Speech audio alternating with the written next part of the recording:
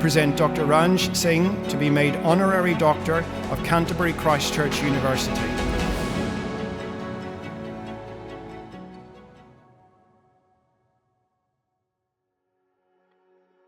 If I'm honest, it's very humbling and quite surreal. At the same time, it's completely unexpected, a really lovely surprise. And to be receiving it in the place that I used to sing as a kid, it feels like a full circle moment.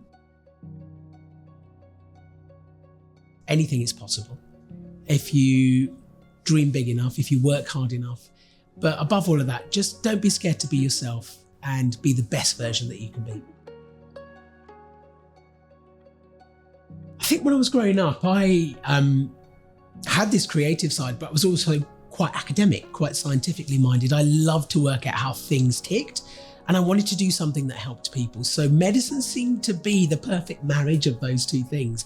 There weren't any doctors in my family. No one had gone to university at that time, so it was a bit of a daunting task, but I remember my local pharmacist near where I lived in Medway saying to me, do you know what, why don't you just aim for it, shoot for the stars and see what happens. And here I am. Education is for everyone, no matter who you are or where you're from, and it needs to reflect the society that we live in. The more diverse our intake, I think the more diverse our outcome. And the diversity of thought for me is one of the most amazing things that we can do when it comes to education. It pushes boundaries, it creates progress, and it creates opportunities for people who may not sometimes have them. So more the merrier. Widen it as wide as we possibly can, because I think everyone should have a chance to have higher education. I always say, if you've got any sort of platform, any sort of privilege, then try to use it for something good. And I try to use mine to impart health information, to try and educate people a little bit better, maybe help them make the better choices. Whatever I can do to make people's lives better, that's my job.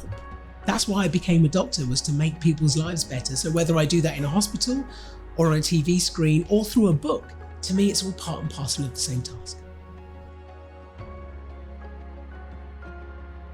I believe that you can't be 100% happy unless you're 100% yourself. And no one should live in fear of who they are. Everyone deserves love and understanding, and to be able to be their very best selves. So for LGBTQ plus History Month, and it's just, a wonderful coincidence that is right now, I'd love to just encourage people to have that bravery to be able to do that, but also for everybody else to be open to receiving whoever they are. One thing that kind of blew my mind, it was totally unexpected, other than today, of course, was when I got my first BAFTA. For me, that was a milestone moment. It just kind of put a pin in it, saying, you're not barking up the wrong tree, maybe this is something you can do.